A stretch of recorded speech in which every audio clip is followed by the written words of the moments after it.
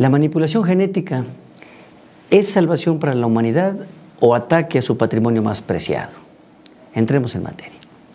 El término manipulación significa transformar, alterar, modificar, operar con las manos u otro instrumento.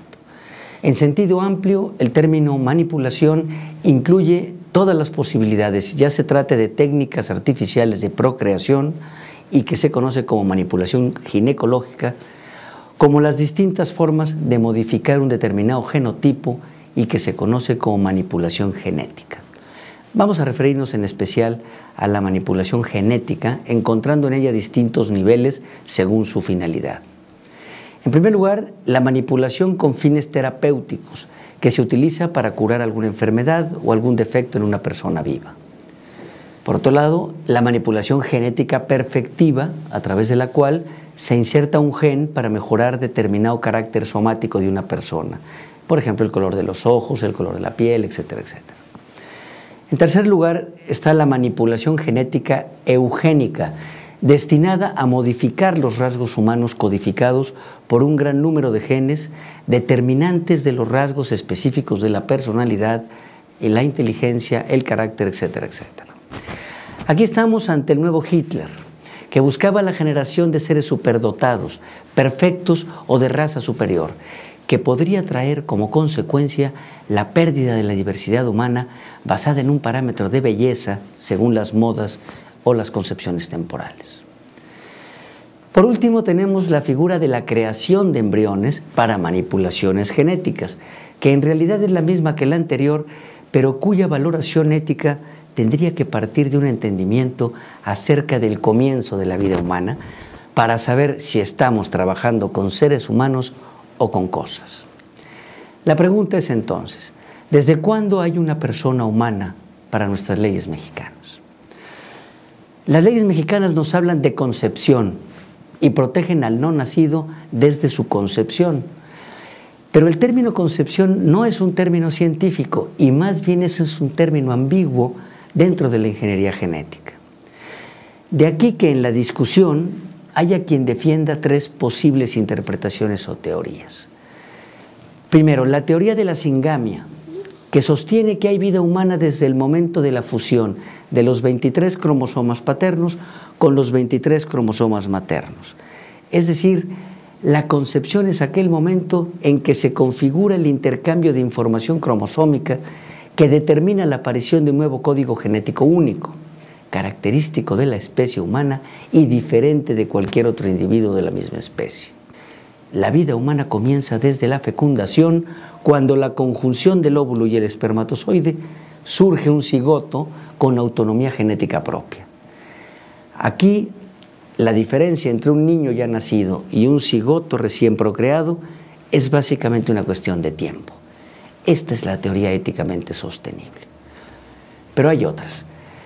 Hay también la teoría de la anidación, la cual se concreta a los 14 días y da lugar a un embrión individualizado, lo cual se da al momento de la segmentación. Otros piensan que hay que aplicar la teoría de la aparición de la corteza cerebral 6 semanas después de la anidación más o menos, o del sistema nervioso entre 15 y 40 días de la evolución embrionaria, o de la actividad eléctrica del cerebro en la 8ª semana después de la anidación. En nuestra legislación mexicana encontramos algunas referencias de este tema en el reglamento de la Ley General de Salud en materia de investigación para la salud, en cuyo artículo 40 nos dice: para los efectos de este reglamento se entiende por embarazo al periodo comprendido desde la fecundación del óvulo, que se evidencia por cualquier signo o síntoma presuntivo de embarazo, como suspensión de la menstruación o prueba positiva del embarazo médicamente aceptada, hasta la expulsión o extracción del feto y sus anexos. Se entiende por embrión el producto de la concepción desde la fecundación del óvulo hasta el final de la 12ª semana de gestión. Se entiende por feto el producto de la concepción desde el principio de la 13ª semana de la gestación hasta su expulsión o extracción. Por último, se entiende por nacimiento vivo a la expulsión o extracción completa del producto de la concepción del seno materno cuando después de dicha separación respire y lata el corazón, se haya o no cortado el cordón umbilical y esté o no desprendida la placenta. Con estas definiciones, luego vemos en el Código Penal del Distrito Federal que parece que esta clasificación sirve para justificar un homicidio, cuando en el artículo 144 del Distrito Federal nos dice: aborto es la interrupción del embarazo después de la 12ª semana de gestación. Para los efectos de este código, dice este mismo artículo, el embarazo es la parte del proceso de la reproducción humana que comienza con la implantación del embrión en el endometrio.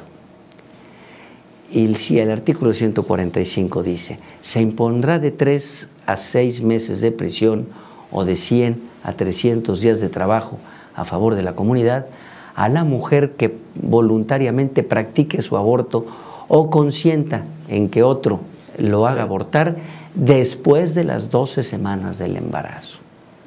En este caso, el delito de aborto solo se sancionará cuando se haya consumado. Aquí en San Luis Potosí, gracias a Dios, nos hemos defendido de tales atrocidades. Y actualmente en el Código Penal, la cuestión del aborto está legislada de la manera siguiente.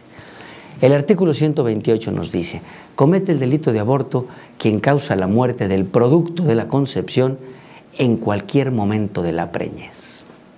Y aunque el concepto de preñez es aún un poco ambiguo, lo identificamos con el del embarazo y entonces decimos que se protege al ser humano desde el momento de la fecundación, lo cual me parece correcto.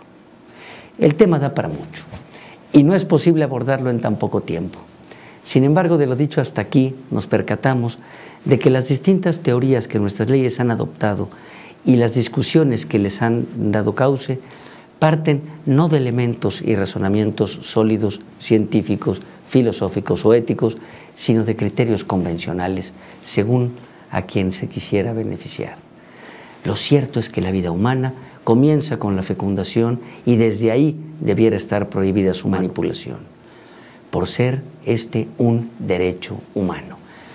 Y aunque este tema lo terminemos, yo creo, de tratar en otra ocasión. Muchísimas gracias.